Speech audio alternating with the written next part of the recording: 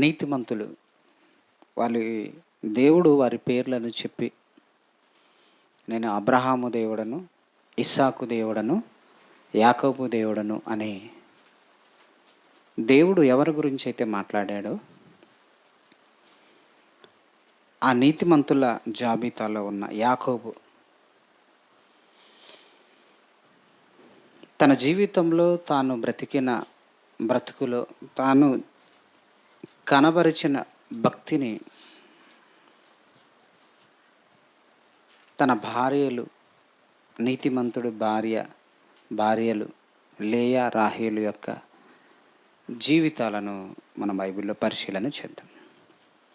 ప్రియమైన దేవుని పిల్లలారా, ఒకసారి నీతిమంతుడు భార్యలైన లేయా రాహేలును గూర్చిన వాక్య పట్టణంలో మనం చదివాం కదా.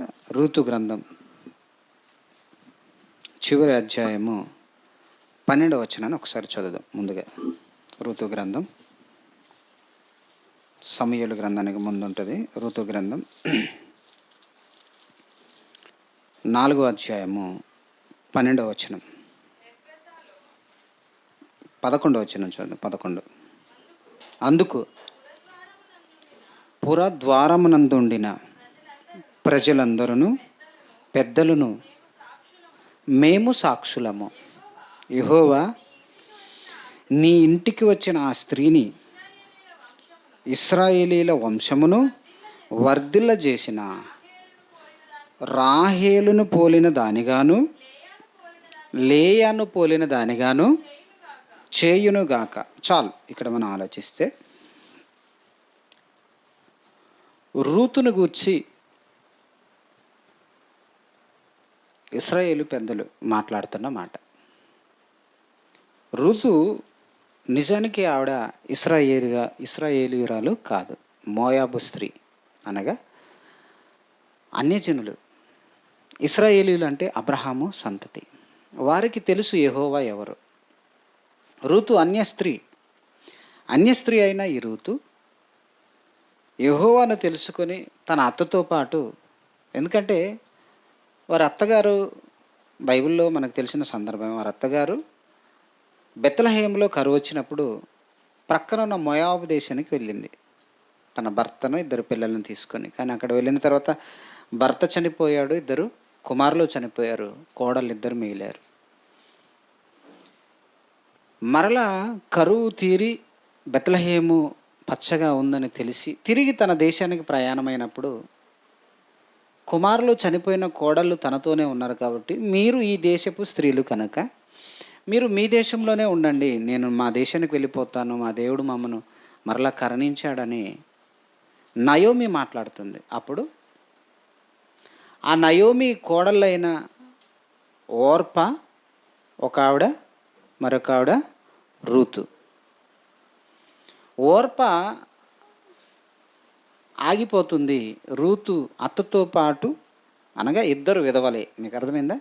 ఎందుకంటే నయోమి భర్త చనిపోయాడు, నయోమి కొడుకు చనిపోయాడు, కోడలు విధవరాలే, నయోమి విధవరాలే, కోడలైన రూతు విధవరాలే, అత్తైన నయోమి విధవరాలే. 2 కలిసి సొంత దేశానికి వచ్చారు. వచ్చిన తర్వాత ఇక్కడ బోయాజ్ అనే ఒక వ్యక్తి ఆ కోడలను పెళ్లి చేసుకోవడానికి సిద్ధపడ్డ తర్వాత, దేవుడి సంకల్పం మేరకు అది సిద్ధపడ్డ తర్వాత, ఆవిడ గురించి ఆ ఇశ్రాయేలీ పెద్దలు మాట్లాడుతున్న మాట ఇప్పుడు మీకు అర్థమవుతుంది. ఆయనతో చెప్తున్నారు, అందుకు 11వ వచనం, అందుకు పురద్వారమునందుండిన ప్రజలందరూ పెద్దలను మేము సాక్షులము. యెహోవా నీ ఇంటికి వచ్చిన ఆ స్త్రీని అని బోయాజుతో మాట్లాడుతున్నాం.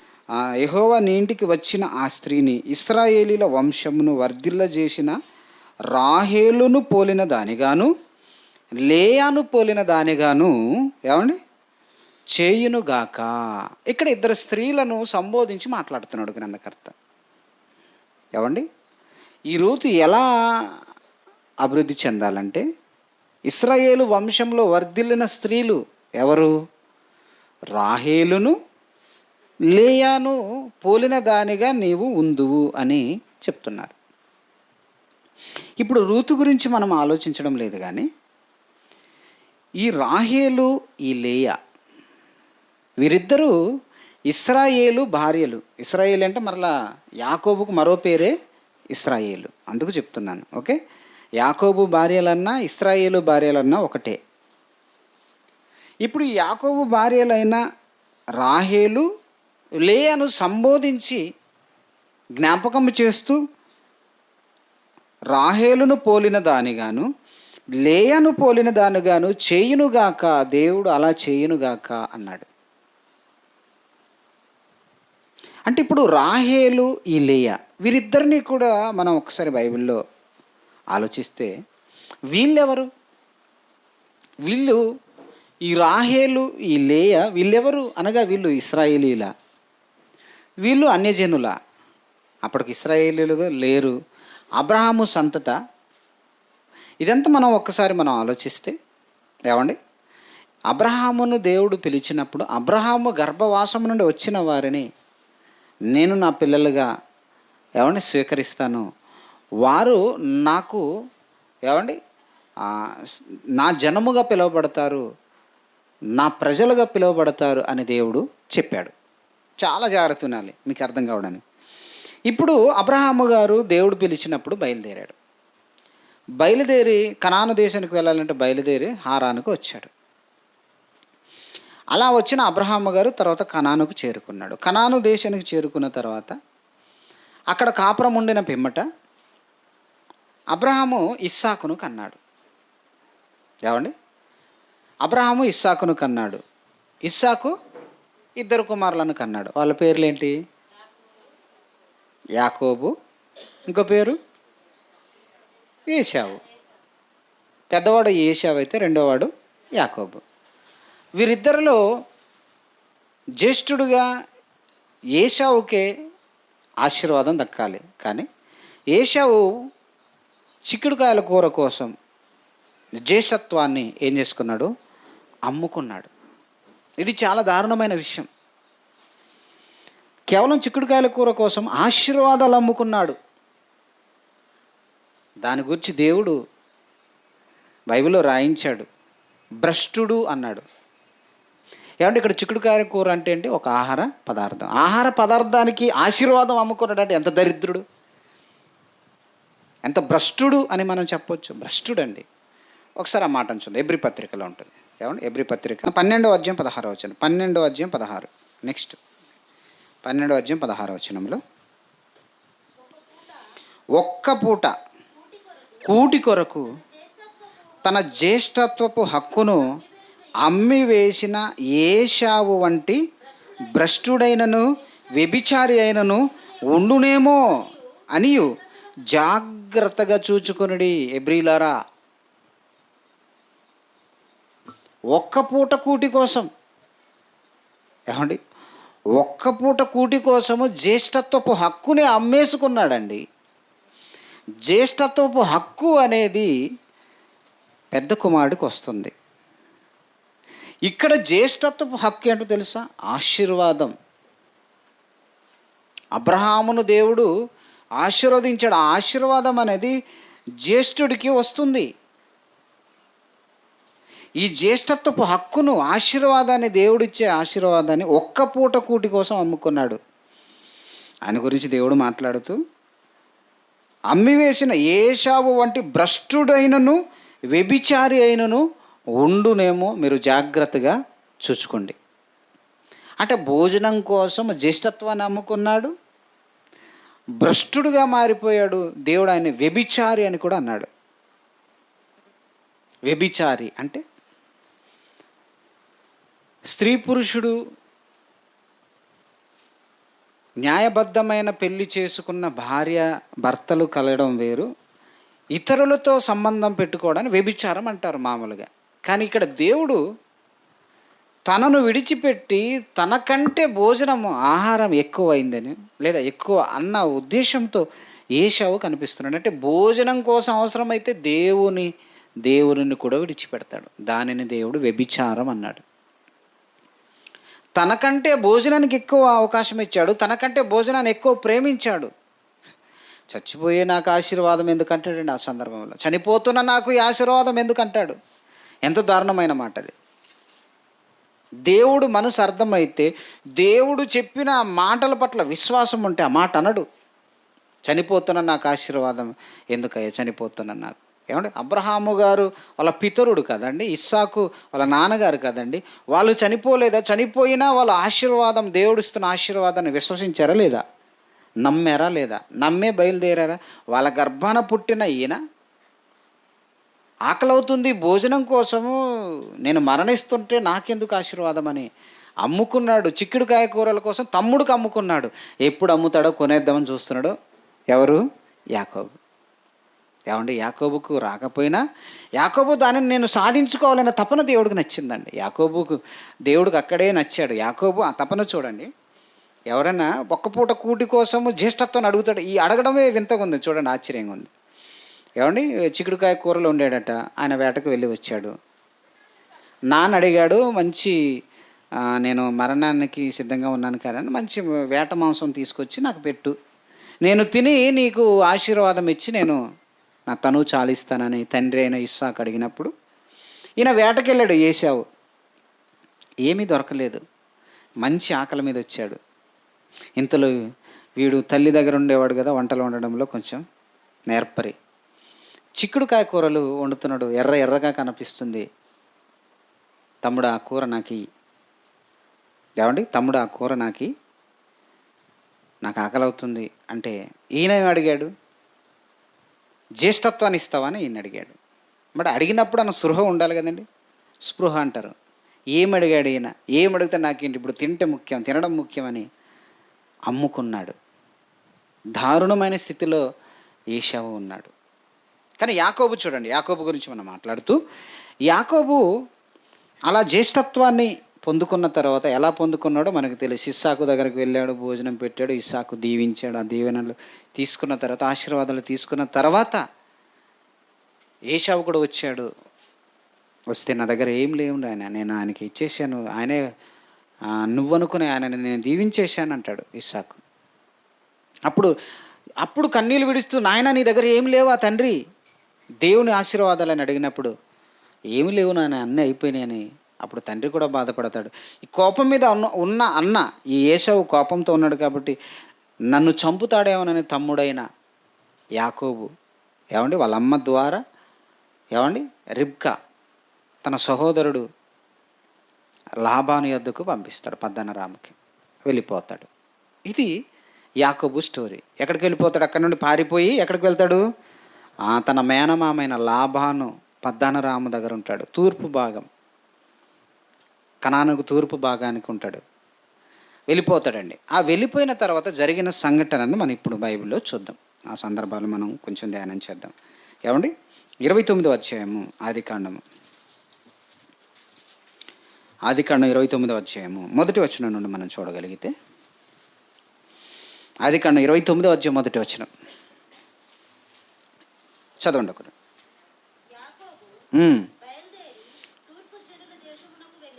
యాకోబు బయలుదేరి తూర్పు జనుల దేశమునకు వెళ్ళాను.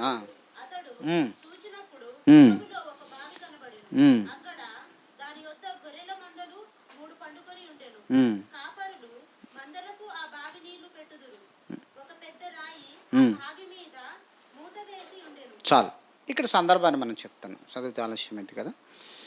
మొత్తానికి బయలుదేరి తూర్పు జనుల దేశంలోకి వెళ్ళాడు. అప్పుడు అక్కడ చూచినప్పుడు పొలంలో ఒక బావి ఉంది. ఆ బావి దగ్గర గొర్రెలకు నీళ్లు పెట్టేవారు.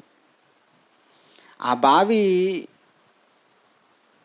మూత వేసి ఉండేదని అక్కడ రాయబడింది. అంటే మూత తీయాలి, నీళ్లు పెట్టాలి, మళ్ళీ మూత వేయాలి.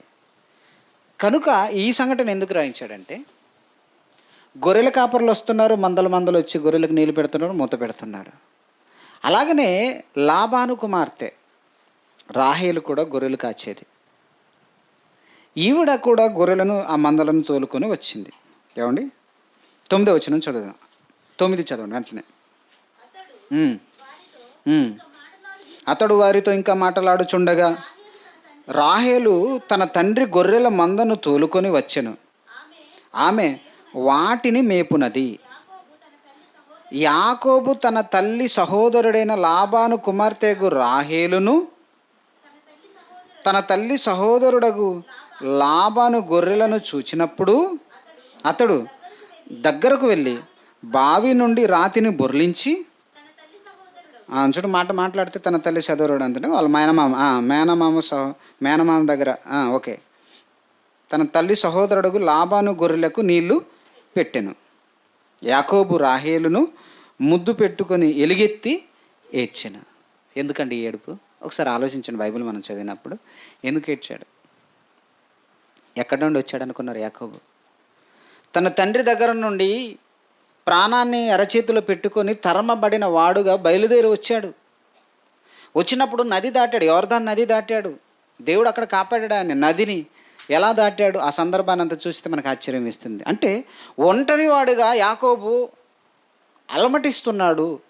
నాకంటూ ఎవరు లేరు, తండ్రి దగ్గర నుండి పారిపోయి వచ్చాడు, అన్నే చంపాలనుకున్నాడు, చంపుతాడు అన్నకి ఈ సంగతి తెలుస్తని తల్లి ఆలోచన మేరకు పారిపోయి వచ్చాడండి. వస్తే మేనమామ గారు ఊరు సహోదరుడు అండి, వాళ్ళ తల్లిగారి సహోదరుడైన లాబాను ఊరికి వచ్చినప్పుడు ముందు అడుగుతాడండి, లాబాను ఇక్కడ ఉన్నాడంటే అప్పుడు ఆయనకి ప్రాణం తెప్పరిల్లినట్టు అవుతుంది. ఎందుకంటే వాళ్ళ మేనమామ ఉన్నాడో లేడో తెలియదు, వచ్చిన తర్వాత ఉన్నాడని తెలిస్తే అమ్మయ్య అనుకుంటాడు.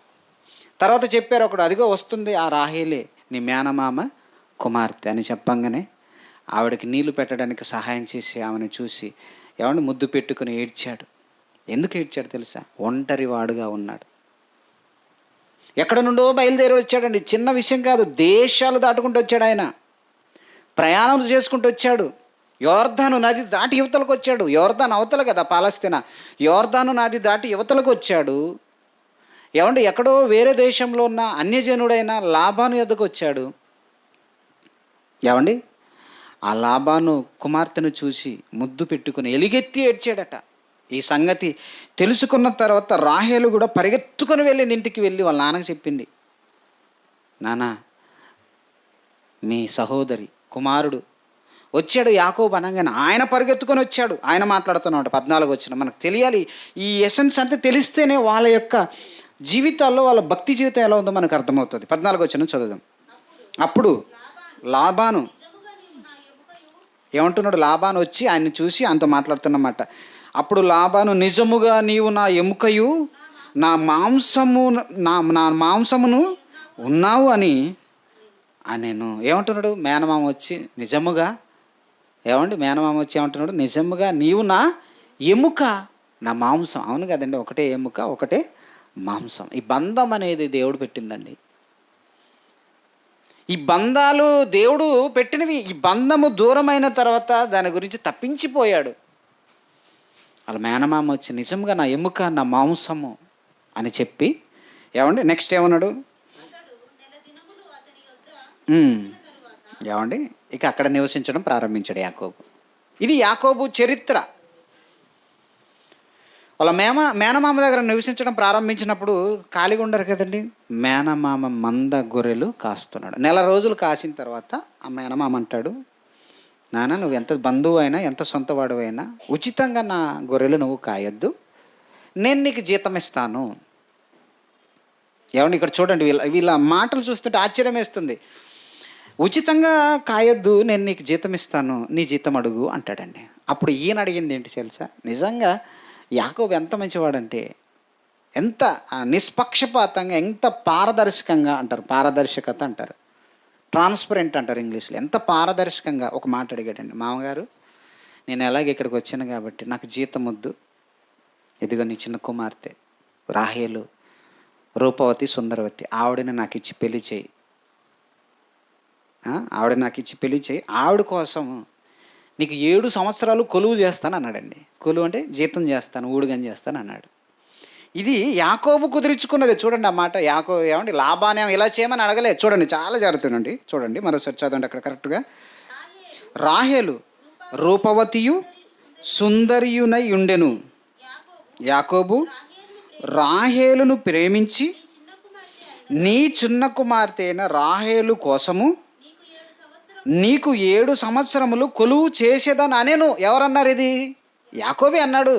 లాబానే చెప్పలే నా కుమార్తెకు ఇది కావాలంటే నువ్వు 7 సంవత్సరాలు కొలువు చేయమని. లాబాని అడగలేదు, మేనమామ అడగలేదు, ఈయనే ఒప్పుకున్నాడు. నీకు అర్థమైందా? ఆమెను నాకు ఇవ్వి మామ, నీకు 7 సంవత్సరాలు కొలువు చేస్తానన్నాడు. అది ఆయనకు నచ్చింది. ఏమండి, 7 సంవత్సరాలు అంటే మామూలు విషయం అండి, సంపూర్ణ సంఖ్య. నిజంగా రాహేలును ప్రేమించి యాకోబు చేసిన కొలువు అండి 7 సంవత్సరాల కొలువు. ఇక జీతం లేదు, పాలు లేదు, కుమార్తెనివ్వడమే ఈయనకి ఇంకంతే, కుమార్తె కావాలి నాకు. ఎంత మంచి ప్రేమికుడు అండి, ఎంత మంచి ప్రేమికుడు. ప్రేమించి మామ దగ్గర అడిగే విధానం చూడండి, డైరెక్ట్గా అడిగారు. ఈ రోజుల్లో చూడండి ఎలా ఉన్నా, లేపుకుపోతారు అంతే. ఎవరిని ఈ లేపుకుపోతున్నారు, లేదా నువ్వు లేచిరా అంటున్నారు, ఏదో రెక్కలు వచ్చినట్టు. ఎంత మంచివాడండి, ప్రేమించాడు, డైరెక్ట్ మామనే అడిగాడు. ఒప్పుకోరు కదండి, అనొద్దు, సొంతలు కదండి. సొంత వారి దగ్గర ఎందుకు కాదంటారు? ఆయన అన్న మాట చూడండి, ఆయన అన్న మాట కూడా ఎంత బాగుంది. ఏమండి, ఆయన అన్న మాట అడిగిన తర్వాత, అందుకు లాబాను ఆమెను అన్యునికిచ్చుట కంటే నీకిచ్చుట మేలు, నా యొద్ద ఉండుమని చెప్పగా, యాకోబు రాహేలు కోసం 7 సంవత్సరములు కొలువు చేసెను. అయినను అతడు ఆమెను ప్రేమించుట వలన అవి అతనికి కొద్ది దినములుగా తోచెను. ఇదనమాట లవ్ అంటే, ఇదేనా లవ్. 7 సంవత్సరాలు ఎన్ని రోజులు కనిపించిందట ఆయనకి? కొద్ది దినాలే. అది లవ్ అంటే. అంటే ప్రేమలో ఉన్నోడికి కాలం తెలియదు. ఇంత చక్కగా అంటే నిష్పక్షపాతంగా, ట్రాన్స్పరెంట్గా అడిగాడండి. మంచి వ్యక్తి అండి యాకోబు. పెరిగిన విధానం అలాంటిది. ఎవరిని అడగాలో వాళ్ళని అడిగాడు. తన జీవితాన్ని తానే కట్టుకుంటున్నాడు. చూడండి, దేవుడు ఆయన వెనకాల ఉన్నాడు, మర్చిపోవద్దు. మనం చదువుతుంటే, ముందుకు వెళ్తుంటే దేవుడే ఆయనను ఫాలో అవుతూ ఉంటాడు. ఎందుకంటే యోర్దాను నది దాటి వచ్చాడు, అప్పుడే దేవుడు ఆయనతో చెప్పాడు, వెళ్ళు, నువ్వు వెళ్ళు అని. అందుకే నిజంగండి నిష్పక్షపాతము, ట్రాన్స్పరెంటు, తన జీవితాన్ని తాను నిష్పక్షపాతంగా కట్టుకుంటున్నాడు. ఎవడండి ఆయన అడిగేది? యాకోబు ఇలా ఉండని అడిగేది ఎవరున్నారు ఆయనకి? కానీ చూడండి, మేనమామ కూతురే కదండి, నాకు హక్కు ఉందండి అంటారు కొంతమంది అండి. హక్కుందా మామని అడగవా? ఎందుకంటే మనలో చూడండి, మేనమామ కూతురండి, నువ్వు కాకపోతే ఎవరండి అంటారు. మేనమామ కూతురు అయితే కన్న మేనమామ లేడా? కన్న తల్లిదండ్రులు లేరా? అడగరా? ప్రియమైన దేవుని పిల్లలారా, ఇది నేను చదివినప్పుడు నాకు ఆశ్చర్యం వేసిందండి. ఆ కాలంలో ఏంటండి ఇంత ఖచ్చితంగా? నిజమండి, ఆ కాలమే మంచిదండి. అడిగాడు, వెళ్ళి చక్కగా అడిగాడు. మేనమామ కూడా ఒప్పుకున్నాడు. ఆవిడ కోసం 7 సంవత్సరాలు కొలువు చేశాడు. ఊడిగం చేశాడండి. కొలువు అంటే ఊడిగం చేశాడు. ఒక్క మేకను, ఒక్క గొర్రెను కూడా ఇవ్వలేదు, కేవలం అమ్మాయి కోసం. ఎంత దుర్మార్గుడు అంటే ఈ లాబాను. 7 సంవత్సరాల తర్వాత కొలువు చేసిన తర్వాత, మామ 7 అయిపోయింది కదా, నీ కుమార్తెను నాకు పెళ్లి చేయి మామ అని అడిగితే సరే అన్నాడు. విందు చేశాడు. రాత్రి వేళ, ఏమండి సాయంత్రం పూట ఇక వాళ్ళని గదిలోకి పంపించాడు. ఇక మా మామ నా రాహేల్ని పంపిస్తాడు అనుకుంటే పెద్ద కుమార్తెను పంపించాడు. ఎంత దుర్మార్గుడు అండి, ఎంత దుర్మార్గుడు. ఏమంటే ఈ పెళ్ళి అనేది జీవితంలో జరిగే ఒకటే. ఇప్పుడు రాత్రిపూట పెళ్ళి అయిన తర్వాత, ఏమండి ఆ రోజుల్లో పెళ్ళి అంటే గదిలోకి పంపించడమే, ఇద్దరు ఒకటవ్వడమే పెళ్ళి. ఈ రోజు కూడా అంతే. కానీ ఏదో దానికి ముందు కొంచెం అది ఇది చేయాలని తాళి ఏదో కడుతున్నాం, కానీ అది కాదు ముఖ్యం. తాళి కట్టినా ఇద్దరు భార్యాభర్తలు కలుసుకోకపోతే అది పెళ్ళే కాదు. దానికి ముందు జరిగే ఈ తంతులన్నీ పెళ్ళి, తాళి, రిజిస్ట్రేషన్. ఎందుకంటే మనకు నమ్మకాలు తక్కువ కదా, కనుక రిజిస్ట్రేషన్ ఇవన్నీ వచ్చినాయి. ఆ కాలంలో చూడండి, వారిద్దరిని గదిలోకి పంపించేశారు. రాత్రిపూట 7 సంవత్సరాల కళ నెరవేరిందని, తన ప్రేయసి దక్కిందని ఆనందంగా ఆయన నిద్రపోయి పొద్దున్న లేస్తే చూస్తే పక్కన ఉన్నది ఎవరు? రాహేలు కాదు. ఎవరున్నారు? లేయా ఉన్నది. వెంటనే మామ దగ్గరకు వచ్చాడు. మామ నువ్వు చేసింది ఏంటి అంటే, ఈయన ఒక లాజిక్ చెప్పాడండి. దుర్మార్గుడు కదండి, ఒక లాజిక్ చెప్పాడు. ఏంటి ఆ లాజిక్? 26వ వచనం చదువుదాం.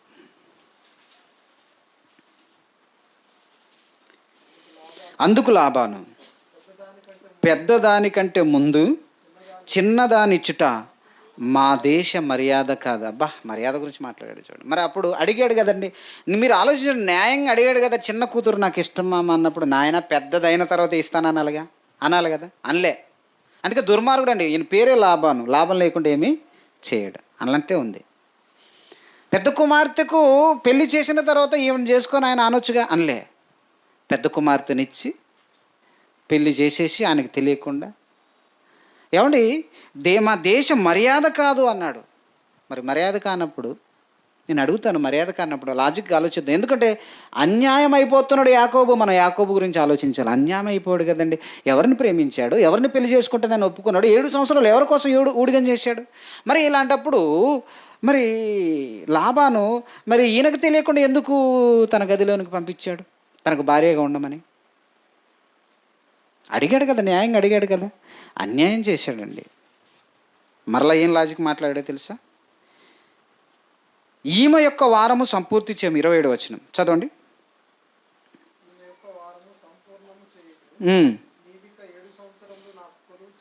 నీవిక 7 సంవత్సరములు నాకు కొలువు చేసినాడలా, అందుకై ఆమెను కూడా నీకు ఇచ్చేదానని చెప్పగా.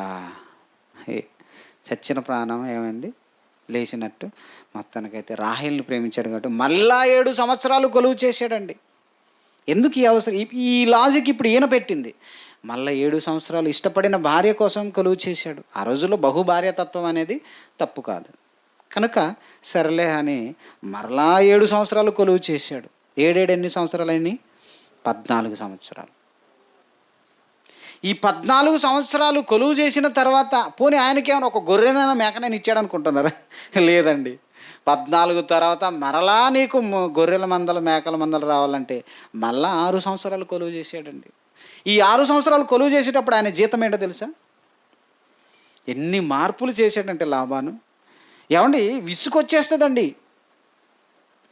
ఇదిగో నీ జీతం ఏంటంటే పాళ్ళకు మేపుతారు అంటారు కదండి. పాళ్ళకు నేను విన్నాను, పాళ్ళకు మేపుతారు అంటే గొర్రెల మేకలు మేపుతే అందులో పుట్టిన ఏమండి పిల్లలు రెండు పిల్లలు చేస్తే ఒక పిల్ల మేపినోడికి, ఒకటేమో యజమానికి. అలా ఇవ్వాలి కదా. అలా కూడా ఇవ్వకుండా ఏమంటే మచ్చలు కలిగినవి పుడితే నీకు, మచ్చలు లేని నాకు. ఏమండి, గొర్రెల మేకల్లో మచ్చలు ఎక్కువ ఉంటాయి, మచ్చలు లేని ఎక్కువ ఉంటాయి. మచ్చలు లేనివి ఉంటాయి. కానీ దేవుడు ఆయన వెనకాల నుండి దేవుడు ముందుగానే చూపించాడు, నువ్వు కంగారు పడకు నాయన, ఇదిగో నీకు దర్శనంలో చూపిస్తున్నాను. ఆ గొర్రెలు మందల్ని కూడే ఆ పోతులు ఏవైతున్నాయో అవన్నీ మచ్చలు కలిగే వాటిని కూడుతున్నట్టు దేవుడు ముందుగా దర్శనంలో చూపించాడు. ధైర్యంగా ఉన్నాడండి. తర్వాత మచ్చలు కాకుండా ఇంకోటి చెప్పాడండి, మాయ. మచ్చలు అన్నీ మచ్చలు కలిగే పుడుతున్నాయి, ఈయనకు తక్కువ అవుతున్నాయి. ఈయన పెట్టిన లాజికే కదండి. దేవుడు ఈయన పక్షా నుండి అన్ని మచ్చలు పొడలు కలిగి వస్తుంటే, పొడలు కలిగి పుట్టిస్తుంటే అరే ఇదేదో లాజిక్ బాగుందని మార్చాడండి, మళ్ళీ మార్చాడండి. ఇది చాలా దారుణమైన పరిస్థితి. మార్చినప్పుడు కూడా ఏం బాధపడలేదండి. సరే మామ నువ్వు చెప్పినట్టే, అలా కాదు కదా అయితే ఇలా అని ఇలా పెడితే ఇటువైపు ఇలాంటి పిల్లలు ఎక్కువ కలుగుతున్నాయి. ఏమండి, మీరు ఆలోచించండి, యాకోబు జీవితం ఎలా ఉంది తెలుసా? ఒంటరి వాడిగానే ఉన్నాడు. సొంత వాళ్ళు కలిశారన్న ఆనందమే తప్ప సొంత వాడే దారుణంగా మోసం చేస్తున్నాడు ఆయన్ని. కానీ ఆయన వెనకాల ఎవరున్నారు తెలుసా? దేవుడు ఉన్నాడు. ఇది మనం ఎందుకు నేర్చుకోవాలంటే మనము కూడా ఒంటరిగానే ఉంటాం. దేవుడు మన పక్షాన ఉంటే, సొంతవాడు కాదు, ఎవడు మోసం చేసినా మనం దేవుని మీద ఆధారపడాలి. మొత్తానికి 20 సంవత్సరాలు కొలువు చేస్తే, ఏమండి 20 సంవత్సరాలు కొలువు చేస్తే అప్పుడు ఈ 6 సంవత్సరాల్లోనే అనగా 7, 14లో ఒక్క గొర్రెను ఒక్క మేకనివ్వలేదు. మిగతా 6 సంవత్సరాలు ఇవ్వబడిన ఈ జీతంలో ఏమండి ఆ యాకోబు క్షమించండి ఆ లాబాను కంటే ఈయన మందే ఎక్కువగా అభివృద్ధి చెందింది. ఎందుకంటే దేవుడు ఈయనకి సహాయం చేశాడు, ఈయనను ఆశీర్వదించాడు. ఈ మధ్యకాలంలో ఆ కాలంలో ఏం జరిగింది? ఇప్పుడు రాహేలు లేయను గురించి మనం ఆలోచిస్తే ముందుగా పెళ్లి చేసింది లేయను. కానీ ఇక్కడ యాకోబు ప్రేమించిన భార్యనే ఎక్కువ ఇష్టపడుతున్నాడు. లేయకు పెళ్లి చేశారు కానీ లేయనంతగా పట్టించుకోవట్లేదు. లేయ ద్వేషించబడిందట. ఒకసారి ఆ మాట చదువుదాం. ఎన్నో వచనం అది? 31వ వచనం. 31 వచనాలు చదువుదాం. 29వ అధ్యాయం 31 వచనం చదవండి.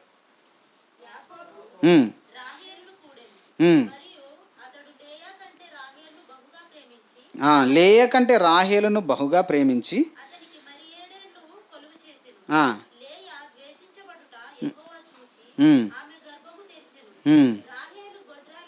చాలు, ఇక్కడ మనం ఆగుదాం. ఇక్కడ ఇలా అక్క చెల్లెల గురించి మనం ఆలోచిస్తే రాహేలు ఏమండి గొడ్రాలైంది, లేయా గర్భవతి అయింది. ఎందుకు తెలుసా? చెప్తున్నాడు, లేయా ద్వేషించబడుట యెహోవా చూసి ఆమె గర్భము తెరిచెను. గర్భం తెరిచేది ఎవరు? దేవుడు. లేక ఆ భాగ్యము ఆమె ద్వేషించబడుతుంది. అంటే యాకోబు ప్రేమించలేదు కాబట్టి భార్యగా చేశాడంతే, భార్యగా ఉంది. కానీ ఆయన ప్రేమించిన భార్య వాళ్ళ చెల్లెలు రాహేలు. రాహేలును ప్రేమించిన కనుక ఆమెతో ఉన్నాడు. లేయా ద్వేషించబడుతుంది. అంటే ద్వేషించబడుతుంది అంటే అర్థం ఏంటో తెలుసా? యాకోబు ద్వేషించలేండి. ఎవరు ద్వేషిస్తారు? ఎవరు ద్వేషించాలి? ద్వేషిస్తే తెలుసు కదా మీకు, సవతి పోరు అంటారు కదా, చెల్లెలే ద్వేషించబడింది. అందుకే దేవుడు లేయా గర్భాన్ని తెరిచాడు,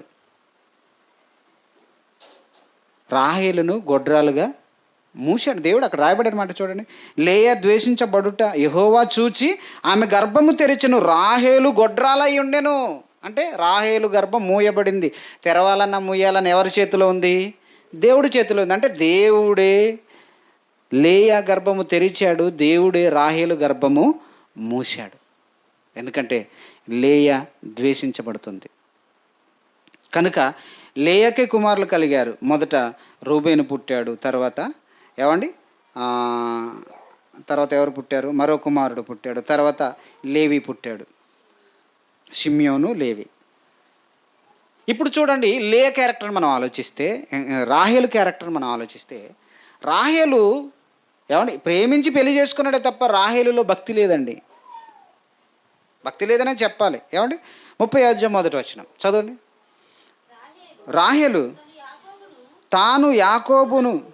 తాను యాకోబునకు పిల్లలు కనకపోవుట చూచి తన అక్కయందు అసూయపడి. ఇదేంటండి? ఆగుదామా.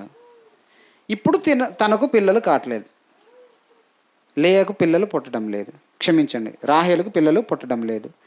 లేయకు పిల్లలు కలుగుతున్నారు, కానీ ప్రేమించి పెళ్లి చేసుకున్న భార్య రాహేలుకు పిల్లలు పుట్టట్లేదు. ఇప్పుడు ఏం చేయాలా? దేవుడి పాదాల మీద పడి అడగాలి. కానీ అసూయ ఎవరి మీద? పిల్లలకు అంటున్న అక్క మీద అసూయ. ఒక తల్లి బిడ్డలే కదండి, ఒక తండ్రి బిడ్డలే కదండి, అసూయ ఎందుకండి? ఎంత దారుణమో చూడండి. అసూయ పడిందట ఎవరి మీద? వారి అక్క మీద అసూయపడి యాకోబు దగ్గరకు వచ్చి గొడవ ఆడుతుంది. ఏమని? యాకోబును చూచి నాకు గర్భఫలం ఇమ్ము, లేని ఎడల నేను చచ్చేదని. ఇది ఎలా ఉంటుందండి? నాకు పిల్లల్ని ఇస్తావా, నన్ను చావమంటావా? ఇది నాకు పిల్లల్ని ఇస్తావా, నన్ను చావమంటావా? మా అక్కకు పిల్లల మీద పిల్లలు ఇస్తున్నావు, నాకు పిల్లల్ని ఇస్తావా, నన్ను చావమంటావా? భక్తి ఉందండి. ఈ మాటలు చూస్తే రాహేలుకు భక్తి ఉన్నట్టండి. పిల్లలు ఇచ్చేది ఎవరు? దేవుడు. మళ్ళీ అక్కకి పిల్లలు కలుగుతున్నప్పుడు అసూయ ఎందుకు? అంటే భక్తి లేదండి, భక్తి లేదు వీళ్ళు రాహేలుకు.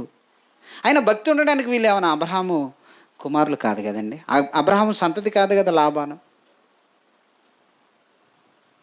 కనుక భక్తి లేనివారు వీరు. ఇప్పుడు భక్తి లేని వీరికి భక్తిని కలిగించే యోచన ఎవరు చేయాలి? యాకోబు. నిజంగా అండి.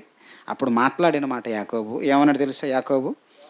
యాకోబు కోపము రాహేలు మీద రగులుకొనగా అతడు నీకు గర్భఫలమును ఇయ్యకపోయిన దేవునికి ప్రతిగా ఉన్నానా. ఇది ఎలా చెప్పాడు? చాలామంది అండి ప్రేమతో చెప్పాలండి, ప్రేమ పాడ విననోళ్ళకి ఎలా చెప్పాలి? మన యాకోబు చెప్పాడు. లేడీస్ భార్య వినకపోతే ఎలా చెప్పాలా? కోపంతోనే చెప్పాడు. ఇక్కడ కోపంలో ప్రేమ ఉంది, మర్చిపోవద్దు. దేవుని దగ్గర మరీ నాకు లాంటి నేను కోపపడతానండి.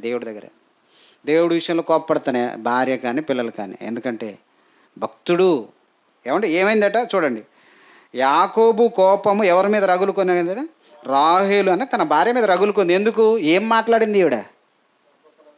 మనలో స్త్రీలు ఉంటారండి, చెప్తాను, అక్కలు చెల్లెలు తమ్ములు, పొర్రపాటును కూడా ఇలాంటి పనికిరాని మాటలు మాట్లాడద్దు భర్త విషయంలో. ఇది మంచిది కాదు. నాకు పిల్లల్ని ఇస్తావా, నన్ను చావమంటావా, ఇలాంటి మాటలు మాట్లాడతారండి. అందులో మగపిల్లలు పిచ్చున్న వాళ్ళు ఉంటారండి కొంతమంది. ఆడపిల్లలు కలుగుతున్నారనుకో, నాకు మగపిల్లలు ఎవరు నన్ను చావమంటావా అంటారు. మన దగ్గర లేరులేండి, క్రైస్తవుల్లో ఉన్నారు. ఇంకొక ఆవిడ అంటుంది, మనకు మగపిల్లలు కావాలంటే ఇంకో దాన్ని చేసుకో.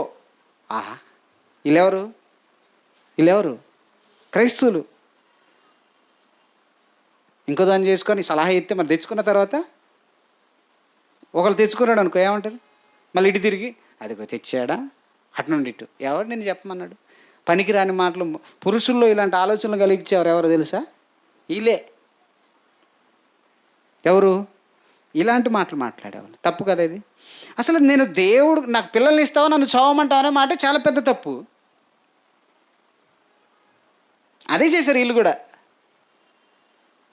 తర్వాత ఏం చేసింది చూడండి, నెక్స్ట్ అదే నేను చెప్పిందే వస్తుంది. నెక్స్ట్ అది ఏం చేసింది రాహేలు?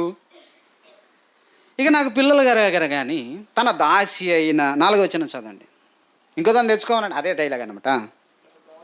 తన దాసి అయిన బిల్హాను అతనికి భార్యగా ఇచ్చాను. ఆయన కావాలన్నాడు, ఈవిడ ఇచ్చిందా?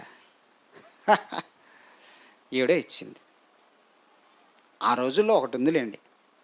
ఈ మధ్యకాలంలో నిజమండి, ఒక పాస్టర్ గారు చెప్పారు, నిజమది. ఈ క్యాథలిక్స్ ఉన్నారు కదా, రోమన్ క్యాథలిక్స్. ఈ క్యాథలిక్స్ నన్స్గా ఉండాలంటే పెళ్లి చేసుకోకూడదు. అలాగనే వాళ్ళు ఏమంటారంటే పాస్టర్ అన్నారు, ఫాదర్స్ అంటారు. ఫాదర్గా ఉండాలంటే పెళ్లి చేసుకోకూడదు. నీకు అర్థమైందా? నన్స్ పెళ్లి చేసుకోకూడదు, అప్పుడే వాళ్ళు నన్స్. పెళ్లి చేసుకుంటే నన్ను కాదు. అలాగనే ఆ చర్చి ఫాదర్గా ఉండాలంటే పెళ్లి చేసుకోకూడదు. కానీ వాళ్ళు ఒక లాజిక్ చెప్తారంటే, ఏం చెప్తారంటే పెళ్లి చేసుకోకపోయినా దాసి ద్వారా పిల్లలు కానొచ్చు అంటారు. ఇది చూపిస్తారండి. మీకు అర్థమవుతుందా? ఇదేనమాట. ఎవరు వీళ్ళు? ఆ బాపతనమాట. ఇప్పుడు ఈవిడకు పిల్లలు కావట్లే, రాహేలుకు. ఇప్పుడు నా దాసి ద్వారా నువ్వు పిల్లలు కను, నా పిల్లలు అనుకుంటా. కాబట్టి మేము కూడా పెళ్లి చేసుకోకపోయినా ఫాదర్లము, పని మనిషి ఉంటే పని మనిషి ద్వారా పిల్లలు కానొచ్చట. ఇది ఎక్కడదండి? ఏమనంటే ఇది చూపిస్తారండి. పాత నిబంధనలోవి పాత నిబంధనలో ఉన్న ఒక చట్టం ఏంటంటే దాసి ద్వారా కూడా పిల్లలు కానొచ్చు. అంటే చట్టం అంటే చట్టాన్ని ఇవ్వలేదు దేవుడు, దాసి ద్వారా కూడా. అదే అంటున్నారు కదంటే, దాసి ద్వారా. శారమ్మ కూడా హాగరు ద్వారా పిల్లల్ని కనాలి అనే ప్రపోజల్ పెడితే కన్నాడా లేదా? అబ్రహాము కన్నాడు. అంటే దాసి ద్వారా కూడా పిల్లల కంటే మన పిల్లలుగా మనం భావించవచ్చు అనే ఒక ఆలోచన ఆ రోజుల్లో ఉంది. నీకు అర్థమైందా? అంటే ఇది చట్టంగా శాసనంగా లేకపోయినా ఆ ఆలోచన ఆ రోజుల్లో ఉంది, దాసి ద్వారా పిల్లలు కనొచ్చు అనేది. తర్వాత ఆ దాసులు విడిపించబడి వెళ్ళిపోయిన తర్వాత ఆ పిల్లలు నీవు పిల్లలుగా పెంచుకోవచ్చు. లేదు వారికి పంపించాలి, వారికే ఇచ్చి పంపించాలంటే వారికి నీ యొక్క ఆస్తిలో కొంత భాగం ఇవ్వాలి. ఇది మనకి పాత నిబంధనలో కనిపిస్తుంది. కనుక ఈ దాసి ద్వారా పిల్లలు కనొచ్చు అనే ఆలోచన ఈవిడే తీసుకొచ్చింది. అప్పుడు ఎవరు పుట్టారట? ఏమండి చదవండి. బిల్హా 5వ వచనం. గర్భవతి అయి యాకోబున కుమారుని కనెను. అప్పుడు రాహేలు, దేవుడు నాకు తీర్పు తీర్చెను, ఆయన నా మొరను విని నాకు కుమారుని దయచేసి అనుకొని అతనికి దాను అని పేరు పెట్టాను. అరిస్తే కానీ బుద్ధి రాలేదు. యాకోబు అరిస్తే అప్పుడు దేవుడు నాకు కుమారుణ్ణి అనుగ్రహించాడని మాట్లాడుతుంది. అంటే యాకోబు గారు తన భార్యను భక్తిలోకి తెచ్చాడు. వాళ్ళ మాటల్లో చూడండి, బిడ్డలు పుట్టిన తర్వాత దేవుడు నాకు కుమారుడిని అనుగ్రహించాడన్న మాట చాలా గొప్పది. అందరూ అనరు అది. వీరు అన్య స్త్రీలైనా కానీ యాకోబుని పెళ్లి చేసుకున్న తర్వాత దేవుడి గురించి మాట్లాడుతున్నారు. లేయ చూడండి, పైన 3 కన్న తర్వాత ఆవిడ దేవుడు నాకు అనుగ్రహించడం, ఆమె చక్కగా ఆమెలో భక్తి ముందు నుండే కనిపిస్తుంది. తర్వాత ఈ రాహేలు మరొక కుమారుణ్ణి కంటుంది. ఏమండి? ఆ దాసి ద్వారానే. అతనికి నఫ్తాలి అని పేరు పెట్టారు. అప్పుడు కూడా ఏముంటుంది? రాహేలు 8వ వచనం. రాహేలు యొక్క క్యారెక్టర్ని మనం ఆలోచిస్తున్నాం. రాహేలు 8వ వచనం. అప్పుడు రాహేలు దేవుని కృప విషయమై నా అక్కతో పోరాడి గెలిచితి నన్ను అనుకొని అతనికి ఏ పేరు పెట్టిందట? ఈవిడకు పోరాటం ఎవరితో అండి? నా తెలియక అడుగుతాను. ఏమంటే సవితి కట్టే సవితి పోరేనట. ఈ ఆవిడ మీద పోరాటం తప్ప వేరే పోరాటమే ఉండదు. దేవుడు అనుగ్రహించాడు అంటుంది కానీ ఈవిడ దగ్గర ఏముంది? పోరాటం ఎవరితో అట? అక్కతో పోరాడితే ఎవరితో పోరాడినట్టండి? ఎవరికి వీళ్ళిద్దరు ఎవరికి భార్యలు? యాకోబుకే కదా. అంటే పోరాటం ఎవరితో? యాకోబుతోనే. చూడండి మళ్ళీ పేరు కూడా ఎలా పెట్టింది, అక్కతో పోరాడి గెలిచి తిని అనుకొని అతనికి నఫ్తాలి అని పేరు పెట్టాను.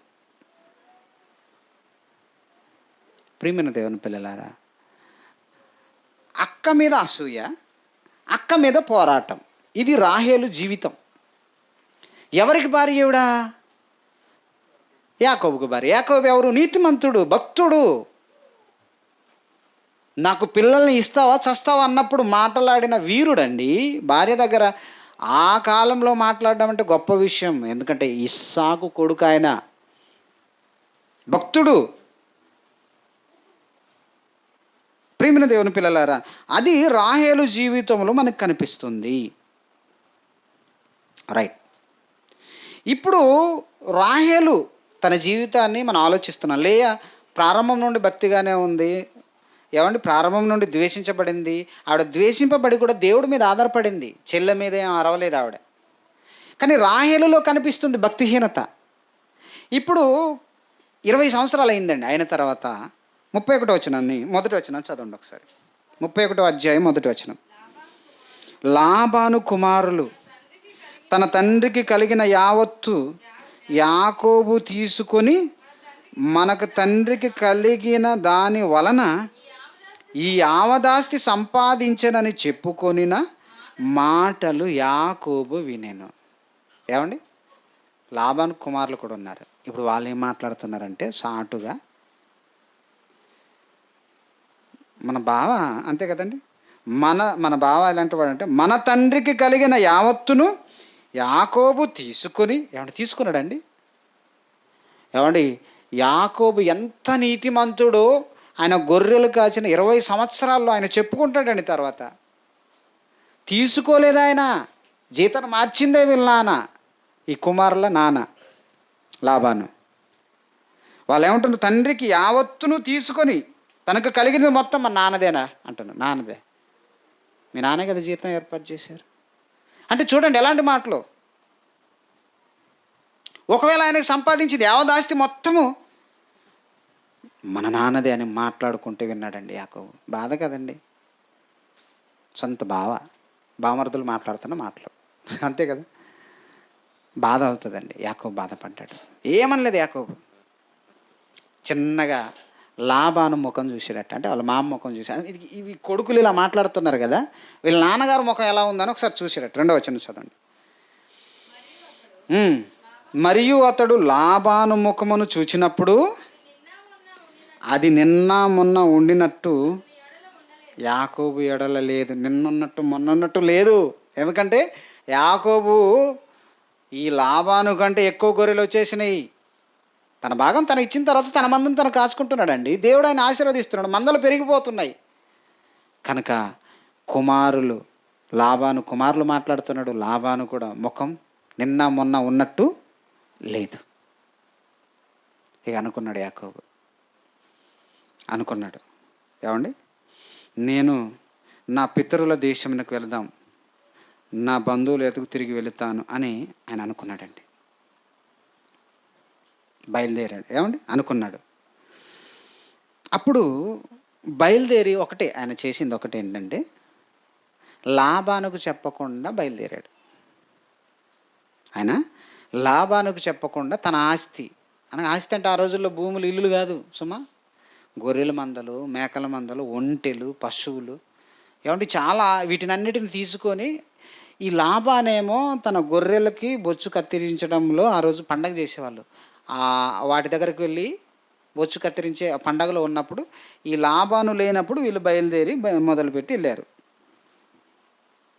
ఏమండి, లాబాను లేనప్పుడు వెళ్ళారు. కనుక తప్పించుకొని పారిపోయాడని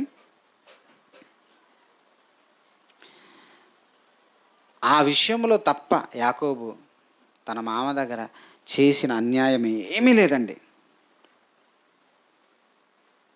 ఏమండి, కనుక ఆయన అంటున్నాడు, 5వ వచనం చదవండి. 5వ వచనం. భార్యలను పిలిచాడు, పొలం దగ్గరికి పిలిచి చెప్తున్నాడు, మీ తండ్రి కటాక్షము నిన్న మొన్న నా మీద ఉండినట్టు ఇప్పుడు నా మీద ఉండలేదని నాకు కనబడుచున్నది. అయితే నా తండ్రి యొక్క దేవుడు నాకు తోడై ఉన్నాడు. మీ తండ్రికి నా యావత్ శక్తితో కొలువు చేసి తినని మీకు తెలిసాను. భార్యలతో చెప్పుకుంటున్నాడండి, ఇదిగో మీ నాన్న పరిస్థితి నిన్న మొన్న ఉన్నట్లేదు, నేనేం చేశానో మీకు తెలుసు, నా యావత్ శక్తితో మీ మీ తండ్రి దగ్గర నేను కొలువు చేశాను. తర్వాత మీ తండ్రి నన్ను మోసపుచ్చి, మీ తండ్రి నన్ను మోసపుచ్చి ఎన్ని మార్లట అంటే చూడండి, ఎన్నిసార్లు జీతం మార్చాడు. ఈ మాట చెప్తే ఆడవాళ్ళకి ఎలా ఉంటుంది తెలుసా? మా నాన్ననంటావా అంటారా లేదా? ఒక్కసారి మీరు అని చూడండి పురుషులారా, పెళ్ళైన వారి గురించి మాట్లాడతారు, వాళ్ళ కుటుంబం గురించి, వాళ్ళు మోసగాళ్ళైనా వాళ్ళు జరిగిన మోసమే చెప్తున్నాడు కదండి. మీ నాన్న నన్ను మోసపుచ్చాడంటే మా నాన్న అంటావా అంటారు వీళ్ళు. ఇప్పుడున్న వాళ్ళు, మీరు అనర్లేండి, నా చెల్లెలు అనర్లేండి, మా నాన్న అంటావా, మోసం చేసిన నాన్నే గొప్పోడు. కానీ వాళ్ళు ఎందుకు అనలేదు తెలుసా? చెప్పండి స్త్రీలారా, వీళ్ళు ఎందుకు అనలేదు చెప్పండి, వీళ్ళు ఎందుకు అనలేదు చెప్పండి. మీకు బల్బు వెలగాల, చెల్లెలు, అక్కలు, తల్లులు, మీరే చెప్పండి. వీళ్ళు మా నాన్నను అంటావా అని ఎందుకు అనలేదు చెప్పండి. చెప్పండి ఒకసారి. అర్థం కావట్లేదా? అర్థమవుతుందా? నిద్ర వస్తుందా? ఈ స్త్రీలు ఎందుకు అనలేదు? రూతు గ్రంథంలో చదివాం కదా వీళ్ళ గురించి. ఏమని చదివాం? రూతు గ్రంథంలో చదివాం కదా. వీళ్ళ గురించి గొప్పగా రూతు గ్రంథంలో మాట్లాడారు కదా. వాళ్ళకి భక్తి ఉందండి, భక్తి ఉంది కాబట్టి నిజాన్ని ఒప్పుకున్నారు. మామూలుగా అయితే భక్తి లేని వారు ఒప్పుకోరు. మా నాన్నని అంటావా, మా అమ్మని అంటావా, నన్నంటే అను కానీ అంటారు, కానీ ఇలాంటి ఊరుకుంటారు ఏంటి అంటే స్త్రీల మైండ్ చెప్తున్నాను నేను. భక్తి ఉంటే నిజం వైపే మాట్లాడతారు. పురుషుడైన స్త్రీ అయినా భక్తి ఉంటే నిజం వైపే మాట్లాడతారు. యాకోబు ఎంత యావత్ శక్తితో కొలువు చేసి తిని మీకు తెలిసే ఉన్నది. 7వ వచనం, మీ తండ్రి నన్ను మోసపుచ్చి 10 మార్లు నా జీతం మార్చెను. ఒక్కరోజని అడిగారండి? ఒక్కరోజని అడిగారా? నాన్న ఏంటి మీ అల్లుడే కదా, ఇన్నిసార్లు జీతం ఎందుకు మార్చాలి అని అడిగారండి? అడుగుంటారేమో, ఎందుకంటే భక్తులు కదా. కానీ ఆయన మంచోడు కాదు, వినే రకం కాదు ఆయన. ఎవరు? లాబాను.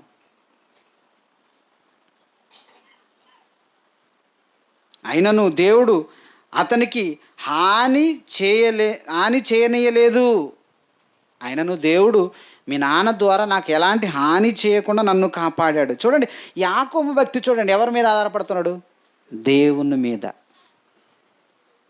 అదండి ఆధారపడ్డా. అయినా దేవుడు నా పక్షం నుండి నాకు ఏ హాని చేయకుండా దేవుడు నన్ను కాపాడాడు అంటాడు. ఎలా మార్చాడట? 8వ వచనం, అతడు పొడలు గలవి నీ జీతమగునని చెప్పిన ఎడల అప్పుడు మందలన్నీ పొడలు గల పిల్లలని కనెను. దాన్ని నేను చెప్పాను కదా, నీ జీతం ఏంటంటే ఈ గొర్రె మందలు పొడలతో పుట్టినవే నీవి అని అన్నాడు. ఎందుకంటే లాబాను ఎలాంటి వాడంటే పొడలతో పుట్టేటివి చాలా తక్కువ ఉంటాయి కదా, కాబట్టి అవే నీ జీతం అన్నాడు. అన్ని మందలన్నీ పొడలు గల వాటినే కన్నాయి. ఇప్పుడు ఏం చేసి పొడలు కాదు కానీ సారలు అన్నాడు. నెక్స్ట్ చదవండి. అప్పుడు మందలన్నీ మళ్ళీ మార్చాడు. పొడలు కాదు, తూచి చారలు గలవి నీ జీతమగునని చెప్పినాడలా. అప్పుడు మందలన్నీ చారలు గల పిల్లలను ఈయనను. అట్లు దేవుడు మీ తండ్రి పశువులను తీసి నాకు ఇచ్చాను. ఈయనేం తీసుకోలేదు, ఎందుకంటే వీడికి సరిగ్గా చేయాలి. ఎవరు చేయాలా? దేవుడే చేయాలి. కనుక ఈయన మందే అభివృద్ధి చెందింది తప్ప వాళ్ళ మామ మంద అభివృద్ధి చెందలేదు. దేవుడు వెనకాల ఉన్నాడండి. అందుకే దేవుడు ఏమాత్రం అన్యాయం చేయడు. తన పక్షాన తన మీద ఆధారపడిన వారికి అన్యాయం జరగనీయడండి. అందులో ఊరు వెళ్ళాడండి. మేనమామని వెళితే మేనమామ పెట్టిన టోపీలు అలాంటివి, ఇవన్నీ టోపీలే. మన భాషలో చెప్పాలంటే పెద్ద పెద్ద పూలు పెట్టాడు. అల్లుడు దొరికాడు కదా, సింగిల్కి దొరికాడు కదా, ఏకంగా ఏమండి ఊడిగం చేయించుకోవచ్చు. ప్రియమైన దేవుని పిల్లలారా, ఇది యాకోబు జీవితం. ఇది యాకోబు జీవితం మనకి నిష్పక్షపాతంగా కనిపిస్తుంది. తర్వాత ఏం జరిగిందో తెలుసా? రాహేలు అక్కడ నుండి బయలుదేరిన తర్వాత రాహేలు తన భక్తిహీనత అప్పుడప్పుడు కనబరుస్తూనే ఉందండి. బయలుదేరి వెళ్ళేటప్పుడు ఏమండి బయలుదేరి వెళ్ళిపోయారు. 3 దినాలు ప్రయాణమై వెళ్ళిపోయారు తన మందను తీసుకుని యాకోబు, లాబాను లేనప్పుడు. 3 దినాలు ప్రయాణమై వెళ్ళిపోతే ఆ విషయం తెలుసుకున్న తర్వాత లాబాను కూడా వెనకాల పరిగెత్తుకొని తనకున్న జనాంగాన్ని పట్టుకొని వాళ్ళను పట్టుకోవడానికి బయలుదేరి వెళితే 7 రోజులు పట్టింది. 7 రోజులకి చేరుకున్నారు. ఎందుకంటే ఆ రోజులు ప్రయాణాలు కదండి. ఆ రోజు బస్సు, ఈ ట్రైన్లు ఏం లేవు కదా. కనుక వాళ్ళని వెతుక్కుంటూ వెనకాల వెళ్ళేసరికి 7 దినాలు కలుసుకున్నాడు. ఆ కలుసుకుని ఆయనతో మాట్లాడే ఆ ముందు రోజు నైటే దేవుడు ఏమన్నాడు తెలుసా? యాకోబు గురించి లాబానుకు దేవుడు ప్రత్యక్షమయ్యామన్నాడు తెలుసా? నువ్వు మంచి కానీ చెడు కానీ యాకోబుతో మాట్లాడావు, అయిపోతావు అన్నాడు. అంతే. ఆ మాట చూడండి, అక్కడికి వచ్చిన తర్వాత మాట్లాడుతుంటాడు. ఏమండి,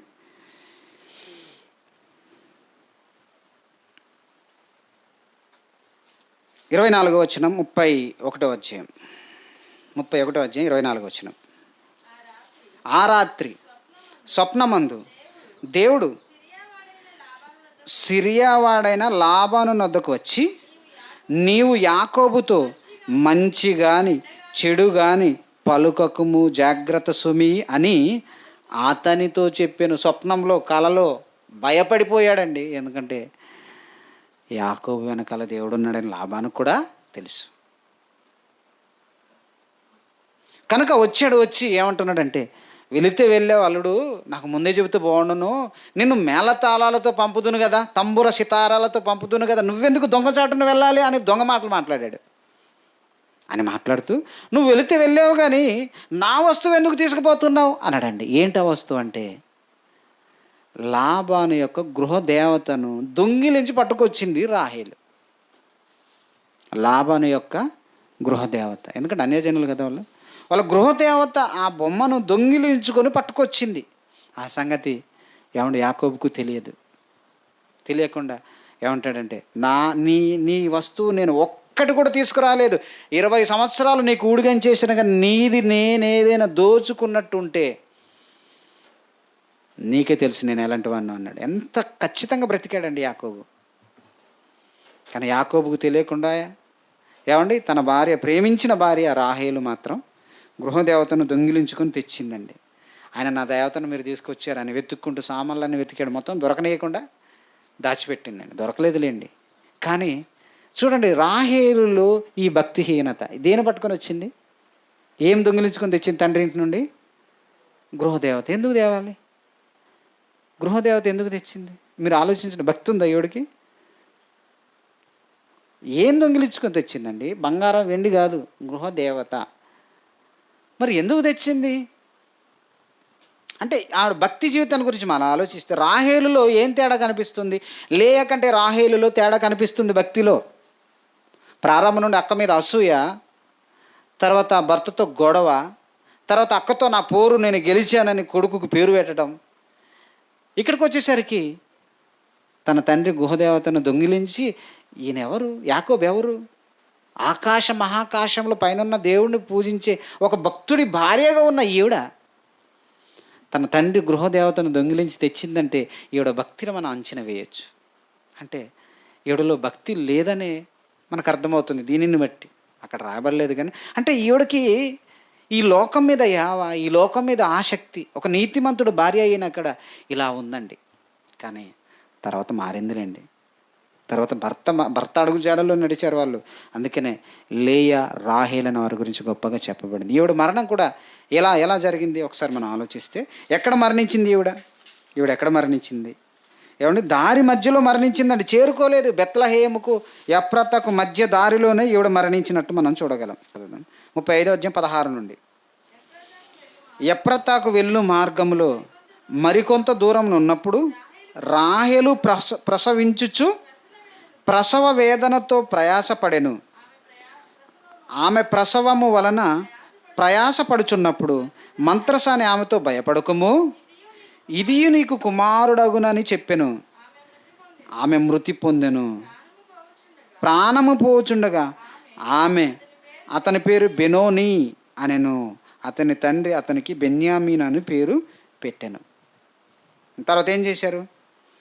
అట్లు రాహేలు మృతి పొంది బెత్లెహేము ఎఫ్రాతా మార్గమున పాతి పెట్టబడెను. ఎక్కడ పాతి పెట్టబడింది? బెత్లహేము అనగా ఎప్రత మరో పేరే బెత్లహేము. ఆ మార్గం ఇంక వెళ్ళలేదు.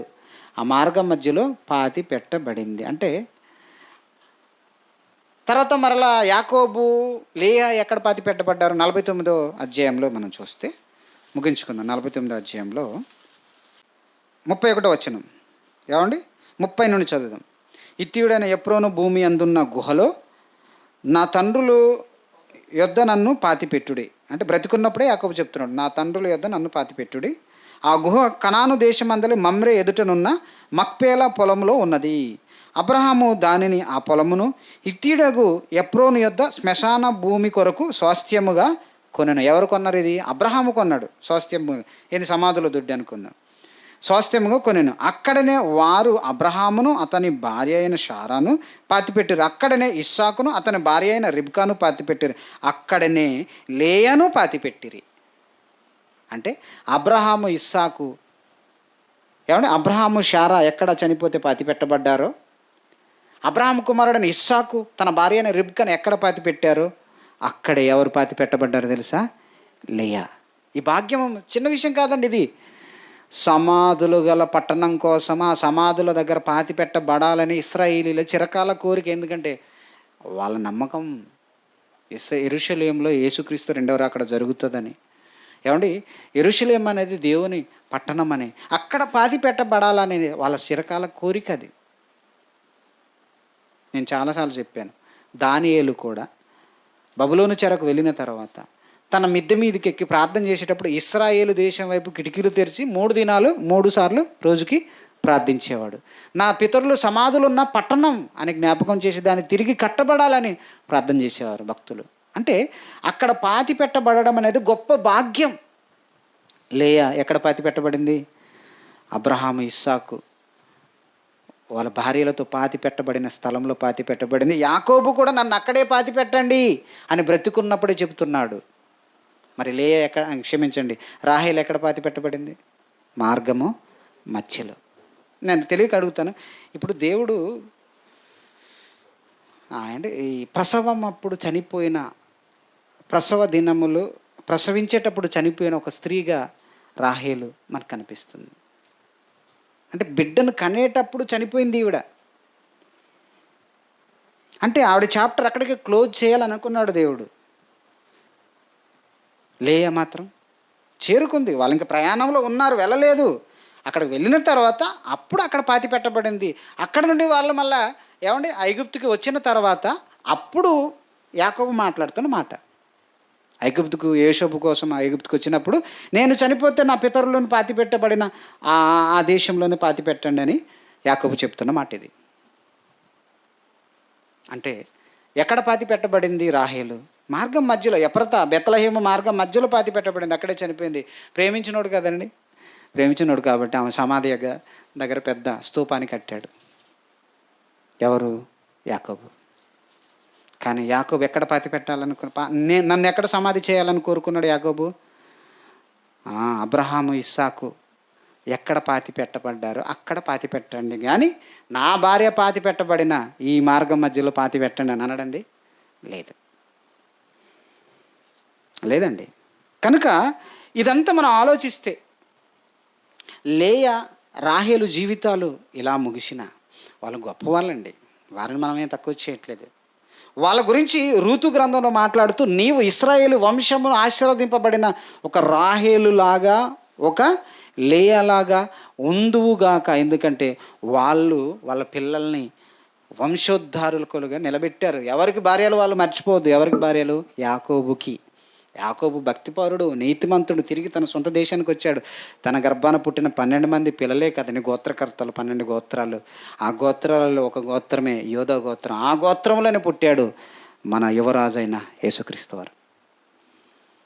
ఇశ్రాయేల్ అంటే మామూలు విషయం కాదు. యాకోబు అంటే చిన్నోడు కాదు. యాకోబు చాలా భక్తిపరుడు.